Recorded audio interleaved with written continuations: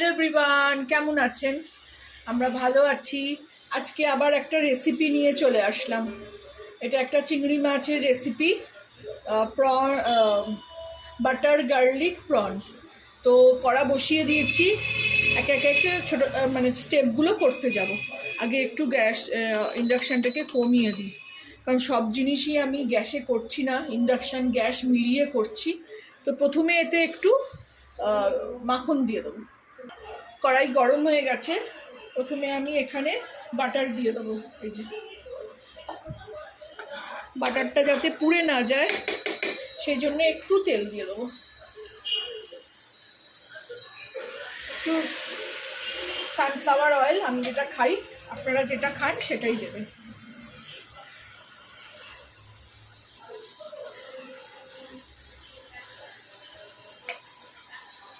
এটাতে তেল আর নেই, শেষ হয়ে গেছে, ঢালতে হবে। তেলটা গরম হলে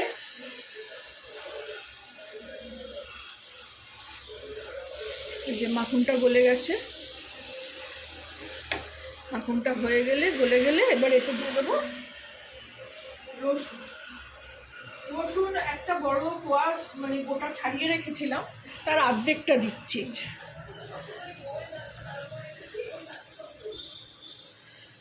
আপনাদের কোয়ান্টিটি অনুযায়ী আপনারা দেখবেন।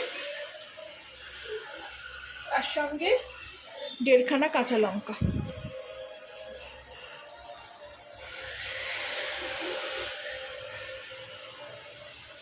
আর একটু রসুন দিচ্ছি, আমার মেয়ে রসুন খেতে খুব ভালোবাসে।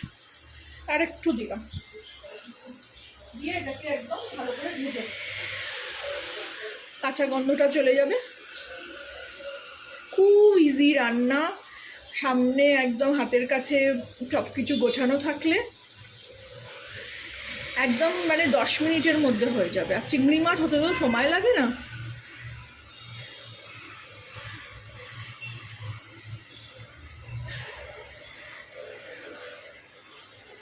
এটা একটুখানি লাল হোক, একটু ভেজে নিই।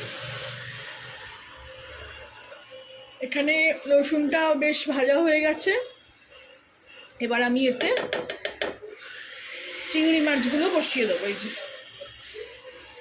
চিংড়ি মাছগুলো না আমি কাটিয়ে আনিনি, সব মাছই ওরা কেটে ধুয়ে দেয় পরিষ্কার করে, কিন্তু চিংড়ি মাছ সব না খোলা ছাড়িয়ে একদম মাথা কেটে ওরা একদম সব একদম নাঙ্গা বানিয়ে ছেড়ে দেয়। তো আমি এই মাথাটা খেতে ভালোবাসি চিবিয়ে, তো ওই জন্যে এবারে বলেছি কাটতে হবে না, আমি কেটে নেব। তো এইগুলো বসিয়ে দিলাম, এরপর একটু নুন ছিটিয়ে দেবো। এই সময় এখানে একটু নুন,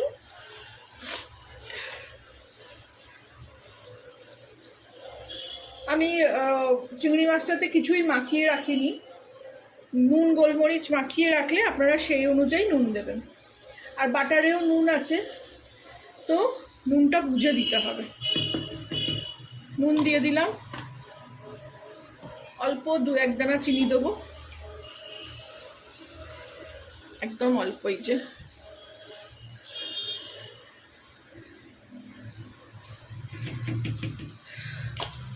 একটু গোলমরিচ দিয়ে দেবো।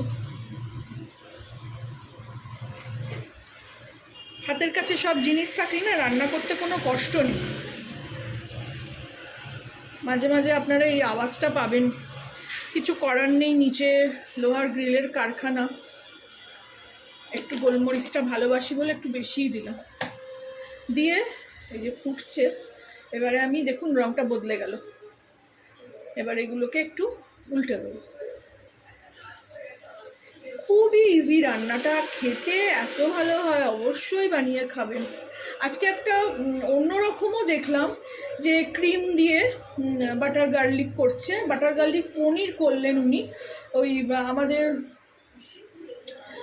দেবারতী যে হায়দ্রাবাদে থাকে, যার অনেক গাছপালা, উনি করলেন বাটার গার্লিক পনির। তো উনি অন্যরকমভাবে করলেন, তো ওটাও যখন করব দেখাবো আপনাদের। এটাকেও 1 মিনিট আমি উল্টে রাখবো, মানে এটাকে ভেজে নেব। ফিরে আসলাম, ঠিক 2 মিনিট হয়েছে। এই দেখুন এদিকটাও হয়ে গেছে, এই দেখুন দিয়ে এগুলোকে ভালো করে মিলিয়ে দেবো। নুন আছে, মিষ্টি আছে, একদম এটা স্টার্টার হিসেবে খুব ভালো লাগবে। আমি ওই জন্য চাউমিন করছি, যে মেখে খেতে লাগবে না, শুধু পাশে থাকলে একটুখানি খাওয়া হয়ে যাবে। তো আঁচটাকে জোরে দিয়ে দিই, ভালো করে হোক। এ দেখুন জলও বেরিয়ে গেছে।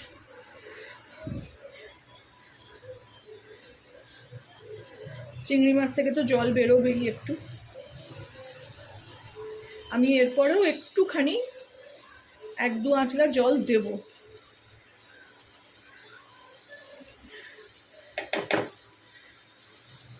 হোক এটা।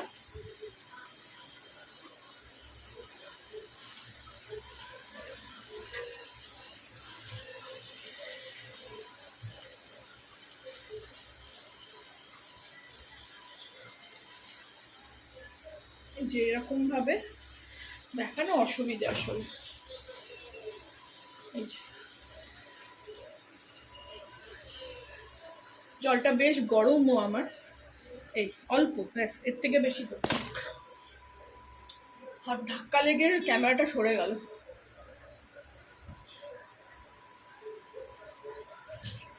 রান্নাঘরে আসলে ক্যামেরা নিয়ে কাজ করা মানে খুব ডিফিকাল্ট।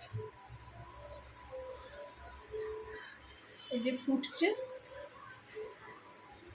আর চিংড়ি মাছ বেশি সেদ্ধ করলে কিন্তু রাবার হয়ে যায়। এটা জোর আঁচে দিয়ে দিয়েছি, একটুখানি হয়ে যাক। আর লাস্টে একদম ওপর থেকে বেশ অনেকটা ধনে পাতা। এত ভালো খেতে হয় যে বারবার খেতেই মন করে। এরকম মানে আমার যেমন খুব পছন্দ হলো চিংড়ির মালাইকারি।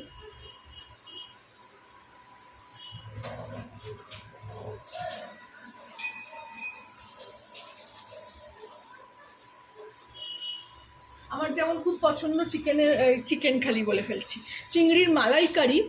তো আমি মেয়েকে ওই জন্য জিজ্ঞাসা করলাম যে কী করব বল, কী খেতে চাস চিংড়ি মাছের। তো বললো এটাই করো, বাটার গার্লিক প্রন। এই যে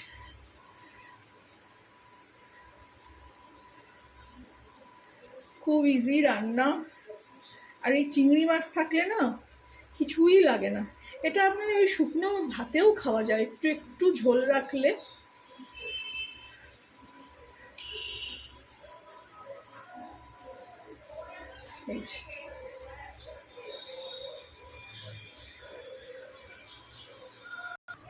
এই যে রেডি হয়ে গেল আমার বাটার গার্লিক প্রন। দেখতে কত সুন্দর হয়েছে দেখাচ্ছি দাঁড়ান। এই দেখুন এখনো ফুটছে। এই 500-তে দিয়ে রেখেছি, এবার নিভিয়ে দেবো। নিভিয়ে দিলাম। এবার এটাকে ঢাকা দিয়ে বেশ রেখে দেবো। এখন তো খাবো না, খাবো যখন তখন একবার ভালো করে মিলিয়ে নিয়ে খাবো। একটু টেস্ট করে দেখলাম, নুনটা একটু বেশি লাগছিল, ওই জন্য একটু গোলমরিচ আর একটু উপর থেকে হানি দিয়ে দিয়েছি। দারুণ লাগছে।